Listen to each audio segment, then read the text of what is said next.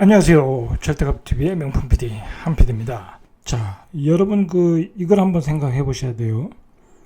주식시장이든 코인시장이든 부동산 시장이든 지금 시점에서 어느 시장이든 들어가서 수익을 낼 수 있을까? 라고 한번 생각을 해봐야 돼요. 자, 그동안 우리가 이제 이 세 시장에서 엄청난 폭등을 보여주다 보니까 그런 환상을 가지고 있는 거예요.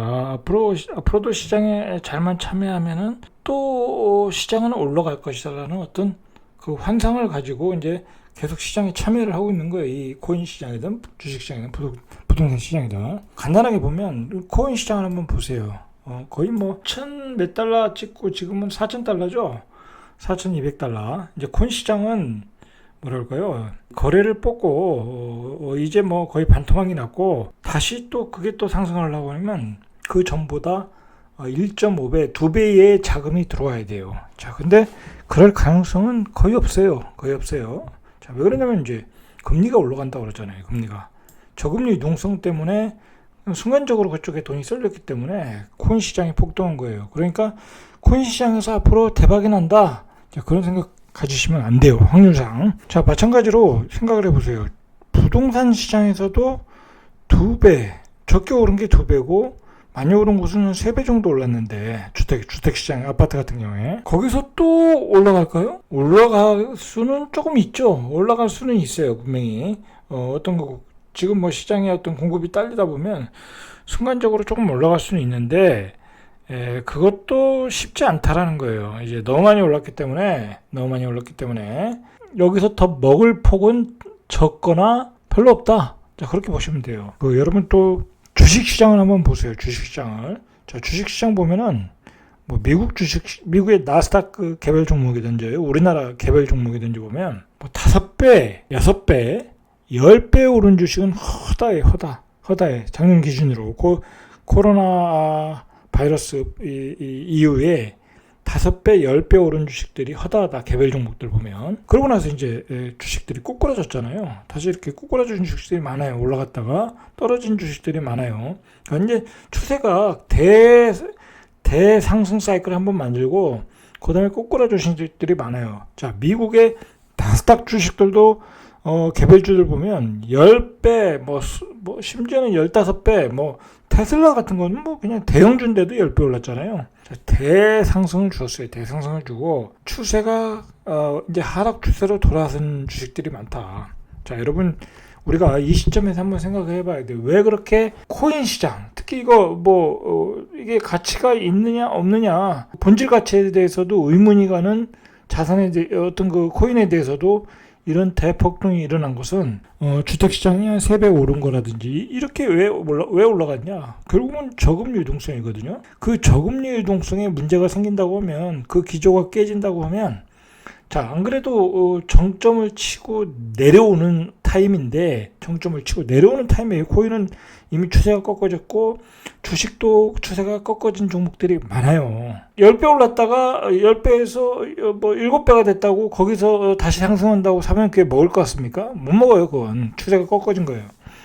자, 그 추세가 꺾어진 상황에서 그 가격을 올리게 했던 원인, 즉 초저금리 유동성의 정책 기조가 바뀐다라고 하면 이제 어떻게 되겠어요?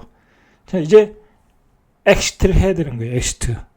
주택시장이든 코인시장이든 주식시장이든 엑시트를 해야 된다. 탈출을 해야 된다는 거예요. 자, 그런 신호를 주기 시작했다라는 거예요. 금리 인상을 1년 앞당기겠다고 그래요. 제임스 블라드 세인트루이스라는 사람이 연방준비제도 총재인데 이분이 2022년 말에 금리 인상을 할 거라는 거예요. 어떤 공감대가 있으니까 연준에서 이런 얘기가 나왔겠죠. 그리고 실제로 시장에서 그게 먹혔고 연준에서는 2023년을 이야기했는데 이 사람이 1년을 앞당겨서 하겠다라고 금리 인상 일정에 대해서 서서히 로드맵을 제시한 거예요. 자, 그래서 이제 다우도 떨어지고 나스닥도 떨어졌는데 자, 이 말을 우리가 쉽게 흘려드릴 얘기는 아니라는 거예요. 흘려드릴 얘기 아니다. 그동안 어떤 자산 시장에서 버블을 만들어 온 원인, 자, 그거에 대해서 유동성을 줘야겠다라는 거예요. 그 유동성이라는 게 여러분 생각을 해보세요. 얼마 전에 제인 황이었나요? 자, 그 양반이 레버리지를 몇 배 썼냐? 주식에 이제 자신의 자산보다 7배인가, 8배인가, 10배인가 뭐 막 그렇게 썼잖아요. 그렇게 해가지고 반대 매매 들어가가지고 그분이 투자했던 종목이 뭐랄까요? 반대 콜이 나와가지고 폭락을 했던 사건이 있었어요. 자, 그 사건을 보면 이 미국의 어떤 헤지 펀드들의 레버리지는 장난이 아니에요. 우리 뭐 1배, 2배 쓰는 게 아니에요. 그냥 5배, 10배까지 막 쓰는 거예요. 뭐 그리고 공매도라는 건 그냥 주식이 없이도 매도를 하는 거잖아요. 자, 그러면 코인 시장에서도 그럴 수 있다라는 거야. 우리가 미국의 어떤 금융시장에 어떤 상상도 못할 금융상품을 만들어 가지고 뭐랄까요, 예측되지 않은 위험 속에서 그런 사건이 터진 거잖아요. 마찬가지로 예측되지 않은 위험이 터질 가능성이 있을 수 있다라는 거예요. 이 또 금리 인상을 하다 보면 어떤 급격하게 자산이 그동안 투자했던 자산, 뭐 부동산이든 주식이든 코인이든 그것이 급락을 할 때는 예측되지 않은 금융시장에 위기가 올 수 있다라는 거예요. 이 금리 인상을 통해서. 자, 그렇게 되면 어떻게 했어요? 또 금융위기가 오는 거예요. 자, 그래서 지금은 저는 개인적으로 어떤 이 세 가지 시장에서 어떤 적극적인 시장 참여를 통해서 어떤 수익을 낼 때가 아니라 엑시트할 타임이다. 저는 이렇게 계속 강조를 하는 거예요. 시세가 어느 정도 이익이 나왔다고 하면 탈출해야 된다. 이런 금리 인상에 대한 테이퍼링 또는 금리 인상은 자꾸 연준에서 나오는 것은 인플레이션이에요. 결국은 계속 인플레이션이 원자재에 대한 인플레이션이 생기는 거니까 예상보다 빠른 인플레이션을 보고 있다라는 거예요. 빠른 인플레이션. 자, 그래서 벌써 FOMC 위원 18명 가운데 13명이 2023년에는 올리기로 예상을 했어요. 자, 그런데 빠르게 인플레이션이 오다 보니까 1년을 더 땡겨야 될 것 같다라는 얘기가 나오면서 금리 인상의 빠른 템포로 갈 것이라는 거예요. 그러면 이제 아무래도 이 자산 시장에서는 분명히 반응을 할 거란 말이에요. 자, 이제 나스닥 시장, 다우 시장이 반응을 했고, 그리고 최근에 코인 시장이 계속 반응하고 있잖아요. 코인 시장은 이제 금리 인상을 한다고 하는 거는 이제 거기에 투자할 유동성이 그쪽으로 갈 수가 없어요. 시중에 유동성이 많으니까 코인 시장까지 가서 어떤 버블을 만들어냈지만 이제 그럴 수가 없다라는 거예요. 가장 먼저 빨리 붕괴될 가능성이 있는 시장이 바로 코인 시장이라는 거예요. 그리고 미국의 부동산 시장. 제가 보기에는 요번에 어떤 저금 유동성 때문에 가장 혜택을 본 단이라고 해야 되나? 자산이라고 해야 되나? 자, 자산이라고 보면 이 가상자산이 가장 덕을 봤어요. 비트코인, 가상화폐잖아요. 말 그대로. 이게 화폐인지 아닌지는 몰라요, 사실은. 근데 이제 가상화폐. 자, 이러한 저금 유동성에서 무엇이 문제가 있냐면, 이 가상자산이라는 게 이 코인인데, 이 코인에 얼마나 많은 우리나라 젊은이들이, 시장에 참여를 했어요. 많은 희노애락을 만들었죠. 진짜 엄청난 부자도 진짜 젊은 층에서 많이 나왔잖아요. 젊은 층들이 부자가 되는 기회를 줬어요. 많은 분은 아니지만. 자, 그러나 더 많은 분들이 이 시장에서 쪽박을 찼어요. 이러한 초저금리 유동성의 이 가상자산이 뜨면서 결국은 이 오버밸류가 순간적으로 됐다라는 거죠. 오버밸류. 가치를 넘어버렸다는 거죠. 자, 그래가지고 이제 가격이 나중에는 이제 막 기관들까지 참여하면서 그리고 이제 알람 머스크가 막 이제 립 서비스 하면서 거의 이제 $8,000 막 그렇게 넘지 않았습니까? 자, 그러다 이제 이렇게 급락을 하게 됐는데, 자, 이제는 이제 그게 힘들어질 수 있다는 거예요. 만약에 금리 인상 테이퍼링 한다는 거는 연준이 돈을 걷어들이겠다는 거예요. 시중에 있는 은행으로 나갔던 돈, 헤지펀드가 빌려갔던 돈 다 걷어들이겠다는 거예요. 그러면 이제 시장에 판돈이 없어지는 거예요.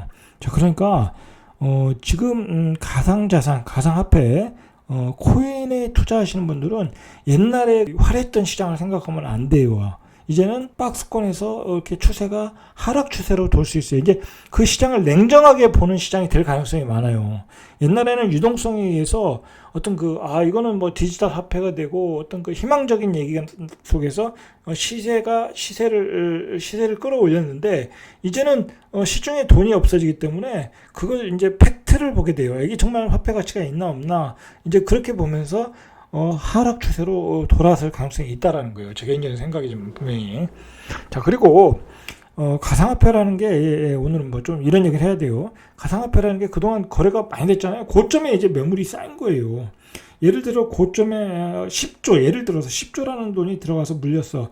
그러면 그걸 다시 끌어올리려면 15조, 20조가 필요한 거야. 예? 그 고점을 다시 돌파하면. 그러면 이제 전고점을 날려버리고 계속 신고가로 가는 거예요.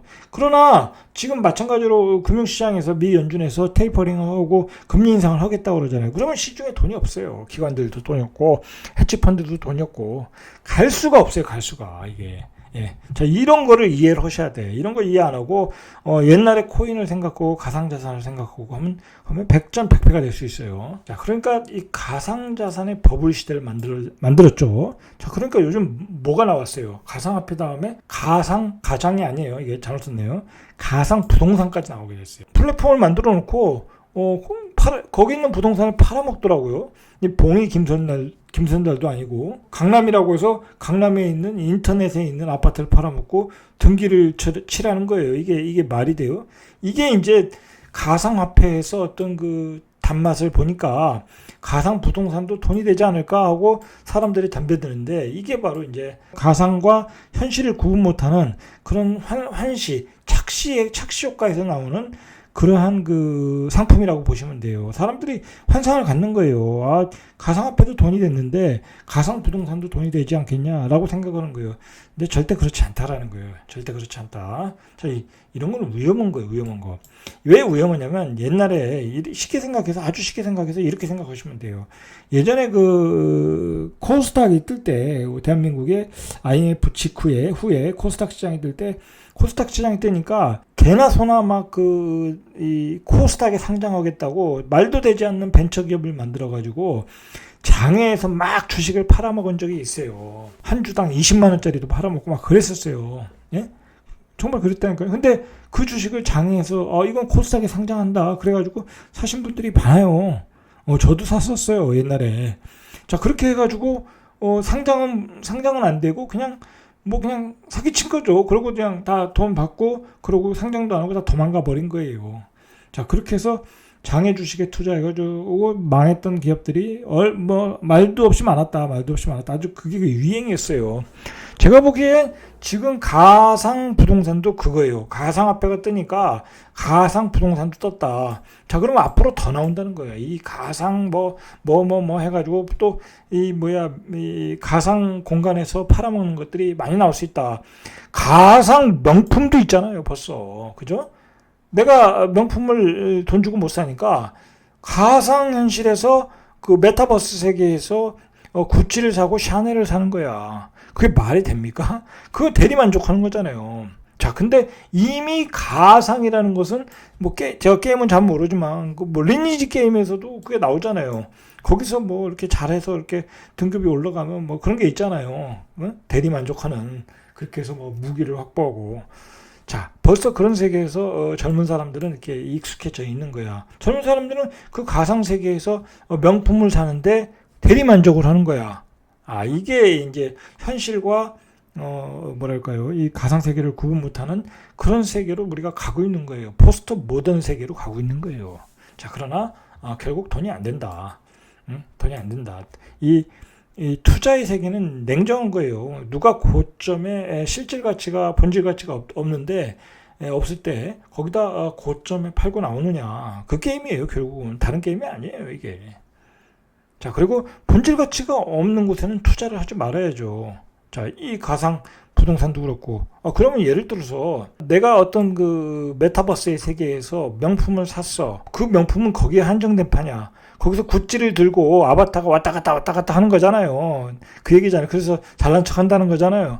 자, 그거에 만족하면 그 세계가 젊은이들이 열광을 하면 그건 또 가격이 올라갈 수도 있어요. 올라갈 수도 있다. 자, 그런데 자, 그것은 그 세계만 있는 게 아니잖아요. 그 메타버스 세계는 뭐 무궁무진할 거 아니에요. 일종의 그 환상을 가지고 그런 걸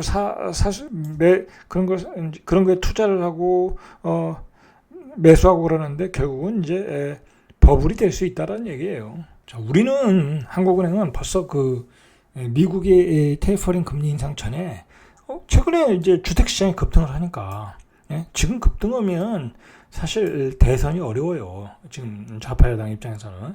자, 그러니까 벌써 10월, 뭐 12월, 뭐 올해 2번 정도는 금리를 올려야 되는 거 아니냐고 벌써 이야기를 했어요. 매파적 성향을 펴졌다라는 거예요.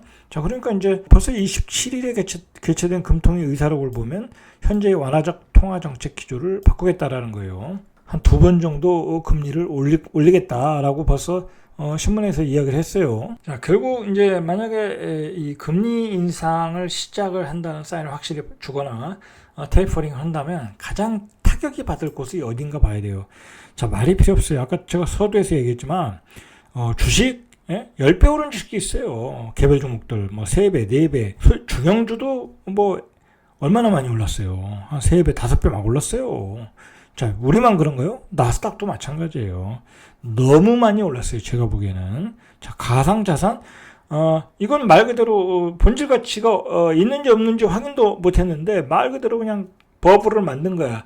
예, 이게 심지어는 이제 그 혹평을 할 때는 다단계라고 그러잖아요. 다단계. 예, 누군가 꼭지에서 물리는 주택시장 엄청 올랐잖아요. 자, 보세요. 자, 결국은 이제 가상자산, 그 다음에 코인이죠. 그 다음에 주식시장, 결국은 주택시장 다 타격을 받을 수밖에 없어요. 왜냐면 그런 기조가 이제 바뀌니까.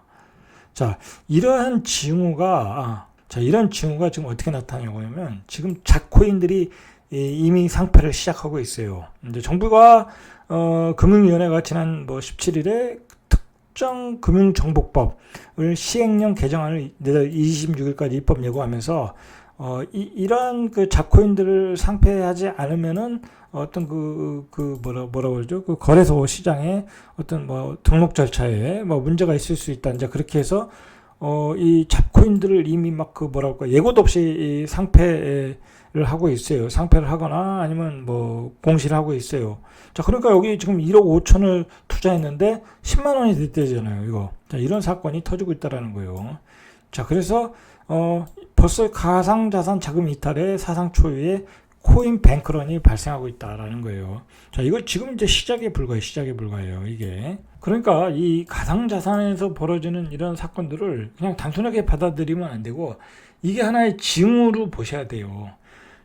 또 어떤 사건이 있었냐면 이게 아이언 파이낸스가 발행했다고 그래요. 아이언 티타늄 토큰. 이것도 이제 가상화폐인데, 자, 이게 예를 들어서 65달러까지 순간적으로 이제 올라갔다고 그래요. 거래가 되면서. 자, 그런데 이제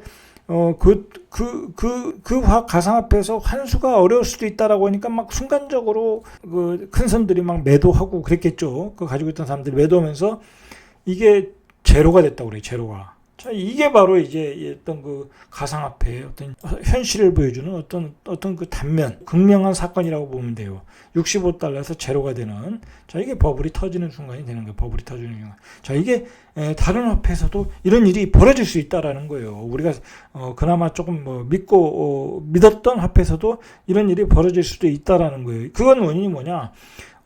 순식간에 시장의 유동성이 다 빨려나가는 징후가 보일 때는 그럴 수 있다라는 거예요. 그러니까 지금의 그런 유동성에 의해서 시장의 풍부한 유동성, 현금 가치가 이 금리가 저금리에 따른 유동성에 의해서 쏠렸기 때문에 이런 가상화폐가 시세를 분출했던 건데, 자, 그런 원인이 없어지니까 급락을 할 수 있다라는 거예요, 지금. 제가 이제 하나씩 보시죠. 이제 그러면 주식 시장에 참여하신 분들은 어떻게 되나? 자, 이제 우리가 코스피 시장만 볼게요. 여러분, 코스피 시장이 1450에서 3200 넘었고, 예를 들어서 증권사 애널들 전문가들 나와서 뭐라고 그러는 줄 아세요? 그나마 우상향하는 사람들 하는 얘기가 한 3,400은 갈 거다, 3,500은 갈 거다 그래요. 자, 그러면 지금 3,200에서 3,300 사이인데, 그러면 여기서 300이 더 가면 뭐 얼마나 먹겠어요? 그 얘기는 여기가 꼭지라는 얘기예요. 여기가 꼭지. 3,400, 500 간다는 얘기는 여기가 꼭지라는 얘기고, 자, 그리고 지금 3,200인데 웬만한 분들은 계좌가 다 녹았어요. 그리고 계좌가 다 마이너스예요. 그러니까 코스피 지수만 신고가를 찍었지 종목별로 보면 거의 계좌가 20, 30% 빠져있다. 대형주 같은 경우에도 뭐 삼성전자만 봐도 뭐 9만 원대 물려 있는데 8만 원 초반대잖아요. 자, 그 정도로 지수는 별 의미가 없다. 이미 꼭지를 쳤다. 그리고 앞에서 말했듯이 개별 종목으로 보면 5배, 10배 난 주식들이 지금 뭐 도로 5배가 되고 3배, 예? 30%, 50% 빠진 주식들이 허다해요. 자, 그런 주식들이 거기서 전 고점을 뚫고 다 가겠습니까? 못 가요. 그거는 전 고점에 매물들이 많고, 그리고 이제 예전과 같은 그런 유동성이 시장에 들어올 수가 없어요. 자, 그런 점에서, 그리고 이러한 이 고점에서의 주식시장, 이런 시장은 이제 선수들 영역이에요. 이렇게 순환매를 통해서 돈이 몰리는 곳에 들어가서 잠깐 시세를 스윙 투자하거나 단기 투자로서 돈을 버는 거지. 이런 고점인 시장, 시세 분출을 다한 시장에서는 초보자, 중급자들이 돈을 벌 수가 없어요. 자, 그러니까 지금은 주식시장에서 빠져나와가지고 돈을 가지고 있다가 다시 크게 빠지면 들어갈 타임을 노려야 되는 거지. 여기서 전고점을 돌파했다고 해서 함부로 시장에 들어가면 수익을 낼 수가 없어요. 자, 그런 관점을 가지고 주식시장에서 현금화 전략을 하셔야 돼요. 추가로 제가 이제 조금 주식에 대해서 말씀드리면, 이 주식은 하락 추세에서 먹는 게 아니라 상승 추세일 때 먹어야 되는데, 이 상승 추세가 길어야 돼요. 지금은 그 상승 추세가 조금 남았을 때 먹는 거잖아요. 그러니까 주식이 하락 추세까지 갔다가 저점을 찍고, 그 저점을 찍고 턴을 할 때, 그리고 긴 상승 추세가 남아있을 때, 그 좋은 우량주 아니면 성장주 앞으로 발전할 주식들 거기서 싸그리 모아서 2배, 3배, 5배, 10배를 먹는 게 주식 투자의 어떤 가장 확률이 높은 게임이에요. 확률이 높은 게임이다. 그렇게 생각하면 지금은 상승 고점을 찍고 하락 추세로 가고 있는 타임이에요. 하락 추세에서 약간 되돌림을 줄 수 있는 타임이다. 자, 그런데 들어가서 잘못 걸리면 그냥 골로 가는 거예요. 자, 그런 점에서 이 주식시장에 담고 있는 돈은 가능한 한 빠져나와라. 그게 제가 여러분들에게 해주고 싶은 이야기예요. 주식 투자자로서. 자, 이 부동산 시장도 마찬가지예요. 여러분, 이 부동산 시장에도 지금 2배, 3배 올랐어요. 그리고 각 재료에 대해 요즘은 또 문제가 뭐냐면, 뭐가 재료가 나오면, 호재가 나오면 거기에 오버슈팅을 하고 있다는 거야. 여러분, 제가 앞에서도 얘기했듯이만 요즘은 이제 경기도 수도권에서는 GTX잖아요. 우리가 GTX에 대한 너무 환상을 가지고 있는 거야. 강남에서 강남까지 10분, 20분 그런 환상을 가지고 있는 거야. 여러분, 나중에 이것도 생각을 하셔야 돼요. 제가 매번 강조하지만 의외로 GTX가 불편해서 생각보다 시간이 타고 내리고 하는 시간이 많이 걸릴 수 있거든요. 고심도 개발이라. 자, 그러다 보면 불편하다. 가격도 비싸고. 그러다 보면 광역버스를 이용할 수가 있다라는 거야. 광역버스가 편할 수 있어요. 집 앞에서 내려가지고 그냥 그 앞에서 자기 집 앞에서 광역버스 타는 게 더 편할 수 있다. 한 10분, 20분 더 걸려도. 자, 그러면 GTX를 탈 필요가 없잖아요. 그러면 GTX 역세권이라는 게 그 가격이 감소할 수밖에 없어요. 그리고 GTX라는 건 지금 너무나 많은 시간을 기다려야 돼요. 너무나 많은 시간.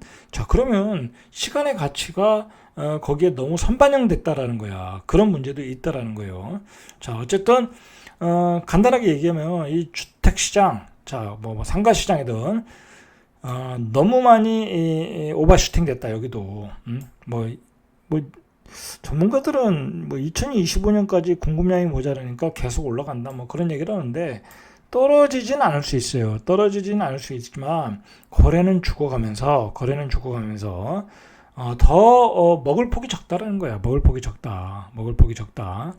자, 이제 그렇게 보시고 폭락은 안 올 수 있어요. 말 그대로 폭락은 안 올 수 있는데 굳이 막 그 뜨거운 시장에 어떤 그 가치가 오버밸류 될 때 너무 추격 매수한다거나 그럴 필요는 굳이 없다. 일단 이 뜨거운 바람은 피해라.